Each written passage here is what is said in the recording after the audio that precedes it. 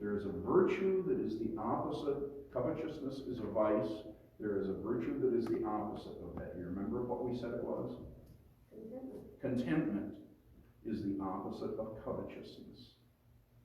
Now here's a question we can ask with respect to any kind of temptation. If I know that I am being tempted to commit a particular sin, what is the best way of addressing that temptation?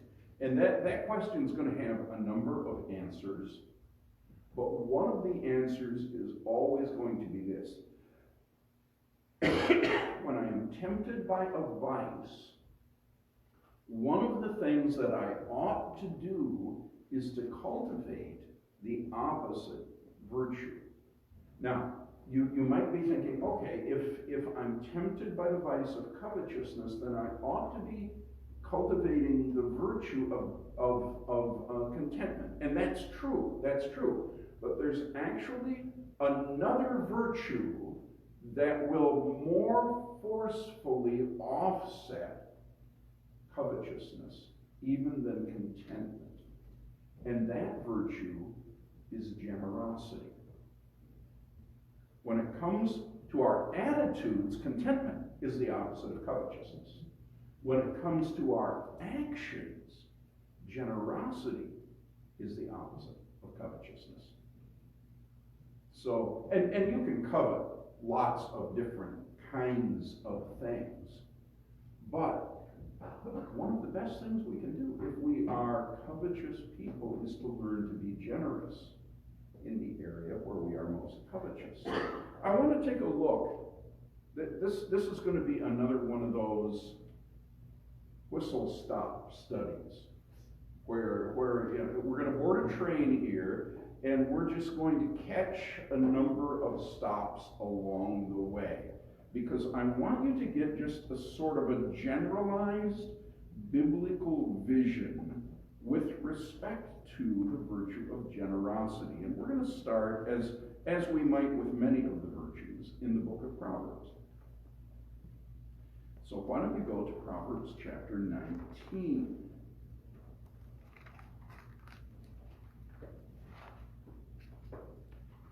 And verse 17. He that hath pity upon the poor lendeth unto the Lord, and that which he hath given will he pay him again. To me, this has always been an intriguing verse, because this verse is not my natural habit of mind. Okay, I can and do and have given money and other things away to people in need. But my mindset is just, and the way I naturally perceive things is that if somebody has a need and I give them something to cover that need, then whatever I give them is just gone. I mean, that's kind of the way I feel. That's kind of the way I think. But this verse tells me that's a wrong way for me to think. And it happens under all sorts of circumstances. I can remember when I was pastoring in Texas, I had a relationship with a gentleman who was on the city council in the city of Garland. And in the rough and tumble of politics, one of the other councilmen filed some kind of a complaint that cost this guy his job. And he came to me one day and surprised me by just saying, I'm out of money, I don't know how to pay my bills, can you lend me? And he named a specific sum. And my response was, no, I can't lend that money to you, but here it is, you just take it. Because my philosophy is if somebody has a real need, you don't lend to them, you help them, you give to them. And this was nothing of his fault. He hadn't done anything foolish, he hadn't done anything wrong, it's just an unfortunate circumstance.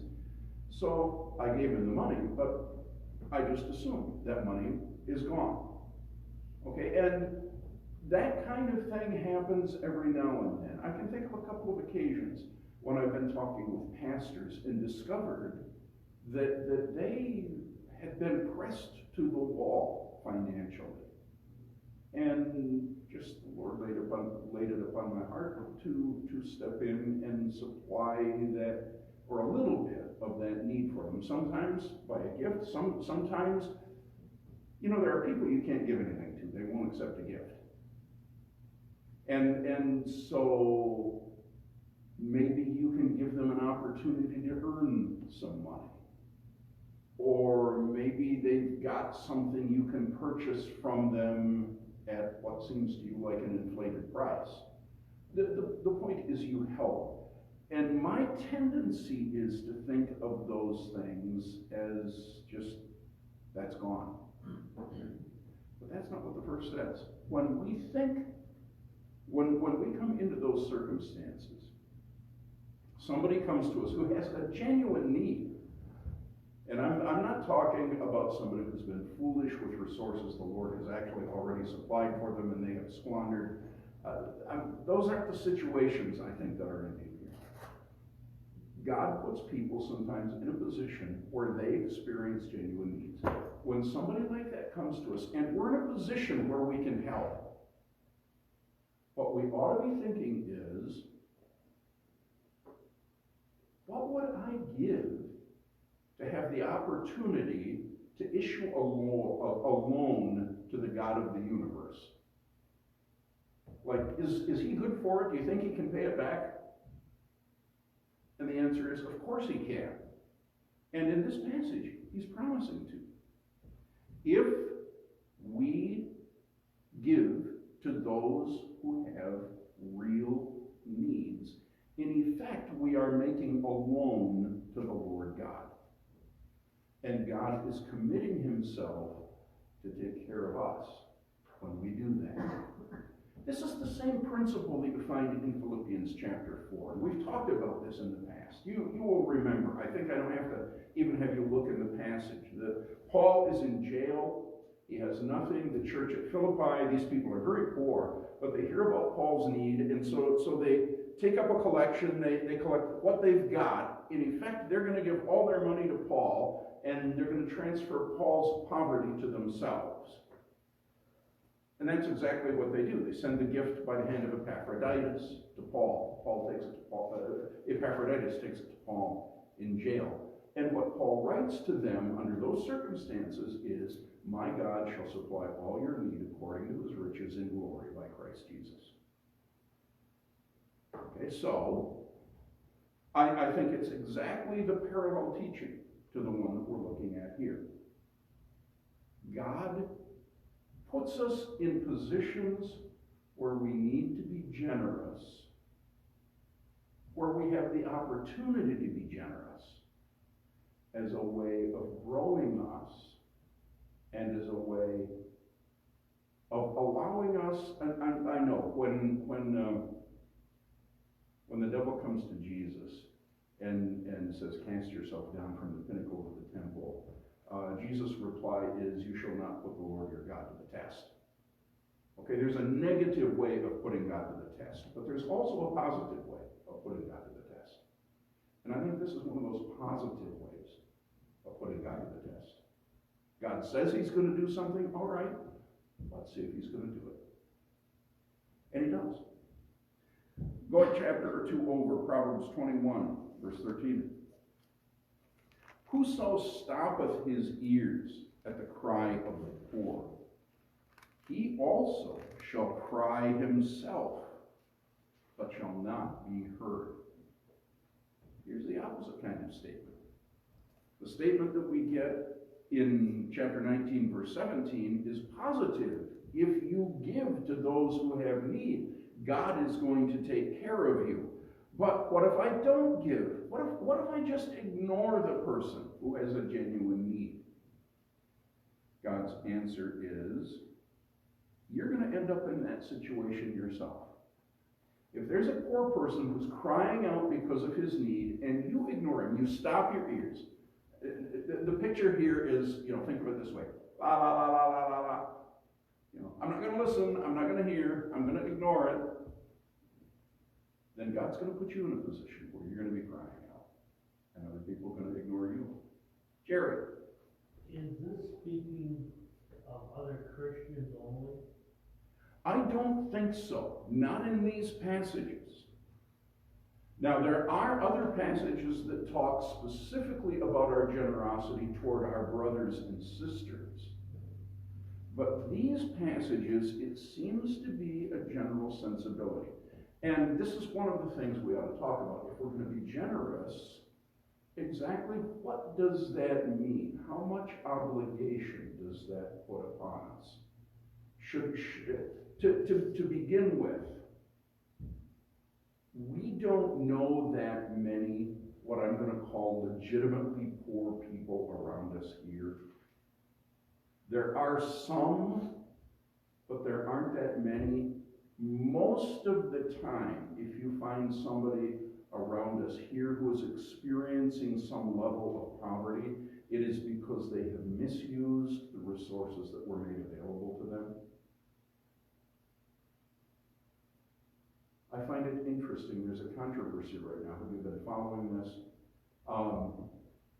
Robert Kennedy is trying to force the states to stop, to tell the states to tell food stamp recipients that they can no longer use food stamps to buy junk food. For me, this is like, oh, I didn't know they could do that. I mean, are you going to buy, a bag of potato chips, or are you going to buy a pound of hamburger? Because they're about the same price, aren't they? And which one is going to be, aren't they the same price? Which one's more expensive? Hamburger. Hamburger's more expensive than potato chips? Well, it depends on the size you're buying. Well, not come up by the pound.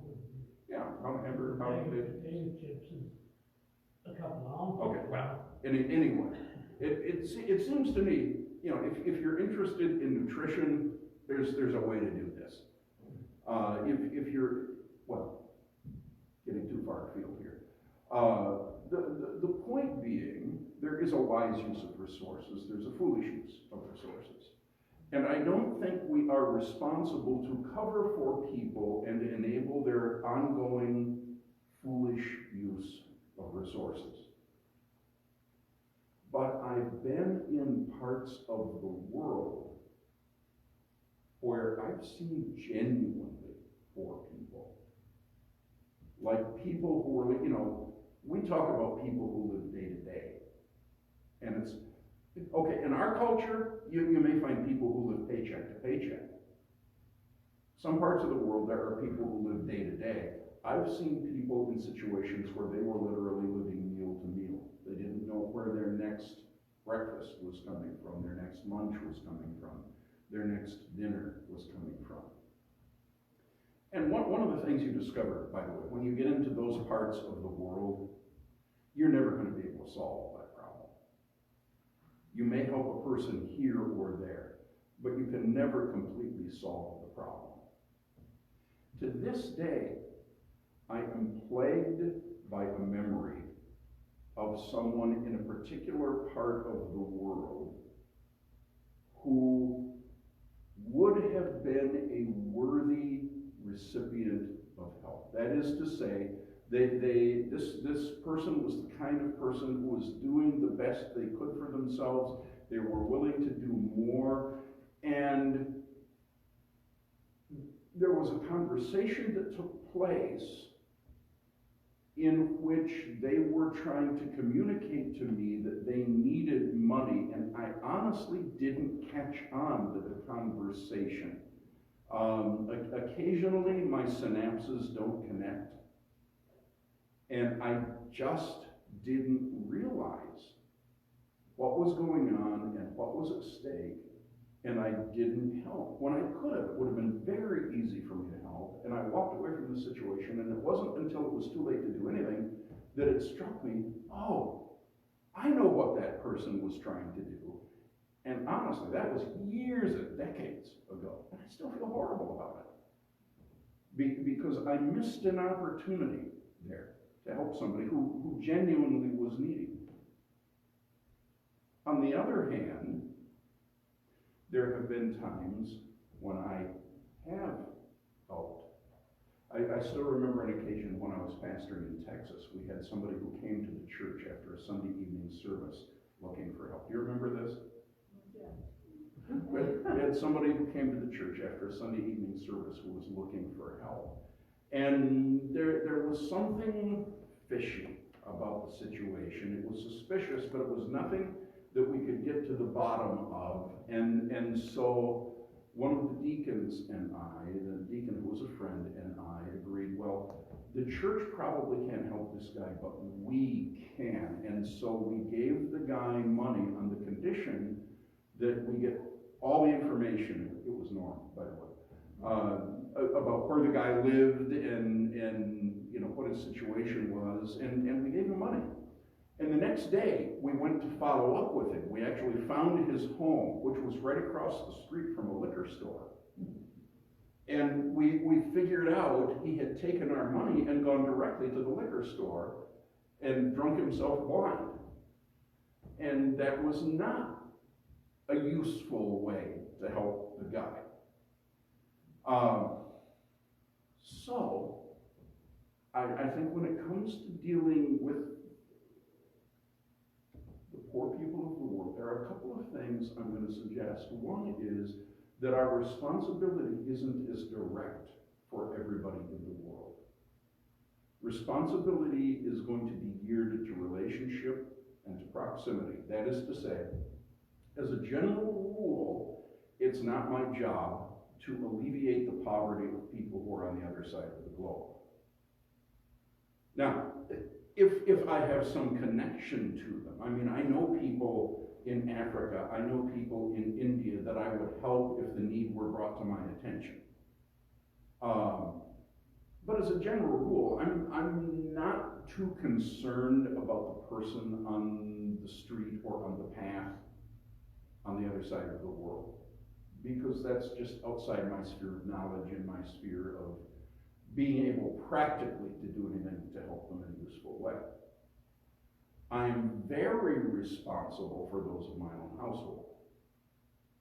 So Debbie has a direct responsibility, for example, to support me. No, that's not the way that works.